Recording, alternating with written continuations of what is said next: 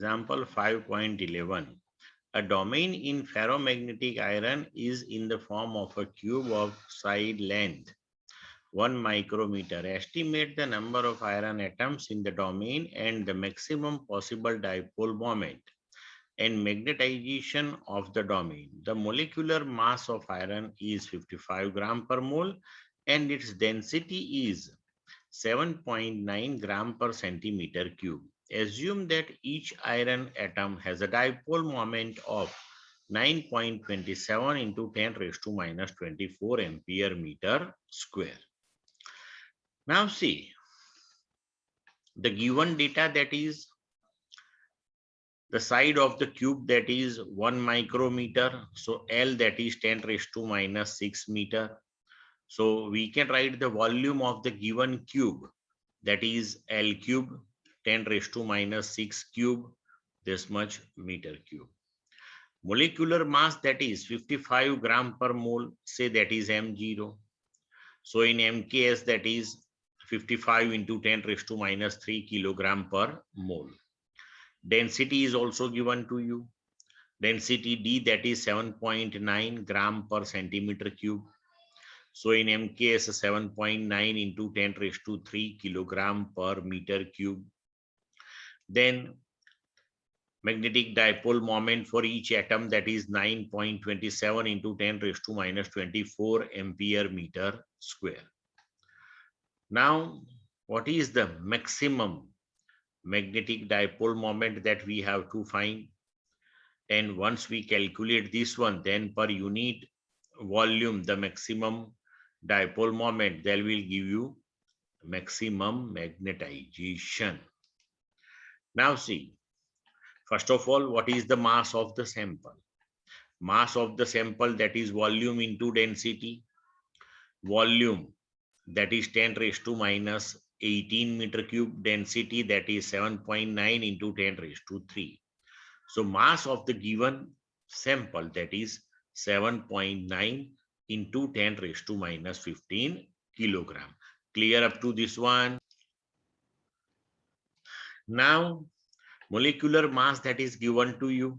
So we can write in 55 into 10 raised to minus 3 kilogram, the molecular mass. The number of atoms, that is equal to Avogadro number 6.02 into 10 raised to 23.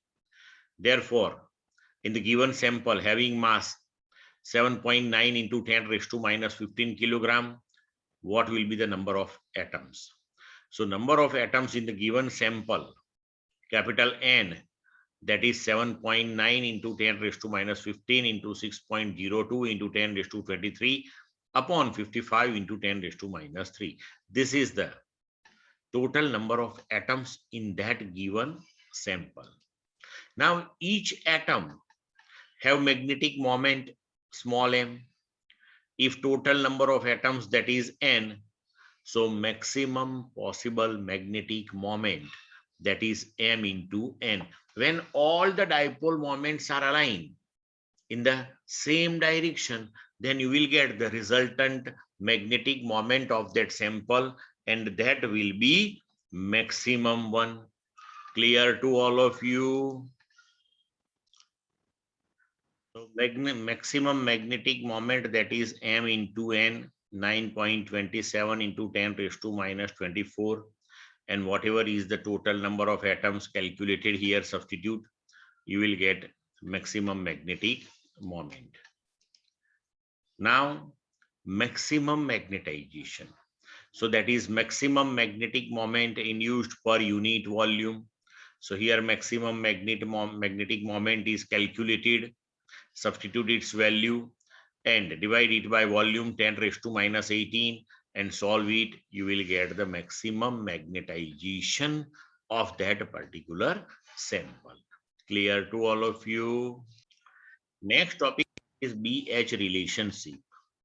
Now with the help of this BH relationship, one can understand the given ferromagnetic substance, that is the ferromagnetic substance, but hard ferromagnetic substance or soft ferromagnetic substance. Okay.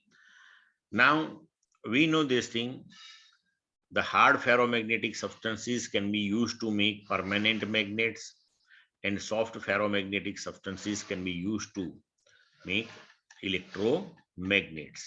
So how from this BH relationship one can categorize the ferromagnetic substances in these two categories. Okay, BH relationship, that is also known as hysteresis curve. That is also known as hysteresis curve. And how one can prepare this one? So we have to take a solenoid, and on the axis of the solenoid at the center of it, we have to place the ferromagnetic sample. And then we have to magnetize it and demagnetize it. And for that particular process, we have to prepare the graph of B versus H. Now, see here. Initially, when the current is not flowing through the solenoid and your sample placed in the solenoid, that is not magnetized one. So at that time, H and B both are 0. Now, as you increase H, corresponding to that, B also increases up to point A, shown in the graph.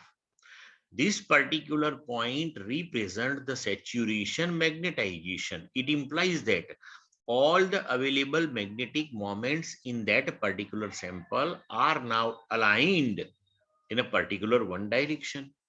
So that is the 100% magnetization. Then after, if we decrease the value of H that is Ni, means if we decrease the value of current, then B also decreases. But when H is made 0, then also you are getting some value of magnetic field B. It implies that this one is the magnetic field of that particular sample itself. So when all the dipole moments are aligned in a particular one direction, the saturation magnetization of the substance takes place. Then after, if we decrease the current, then no doubt some dipole moments will be randomized, but some dipole moments will retain their aligned position. So substance will be resultantly, we can say now, remains magnetized one, and it give you some magnetic field. When H is equal to 0, at that time the value of B, means this OB portion, that is called retentivity of that particular sample. Clear up to this one? Then after, the current through the solenoid is increased, but in opposite direction.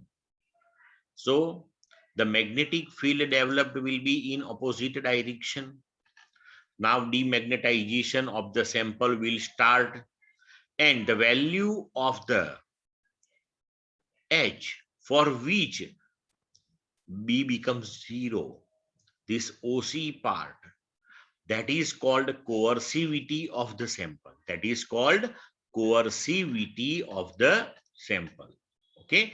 And again, if you continue to increase the current through the solenoid in opposite direction, now the magnetization of the sample will continue, but that will be in opposite direction. So now the dipole moments will try to align in the opposite direction than initial one, and you will get the saturation magnetization of that sample in opposite direction at this particular point D.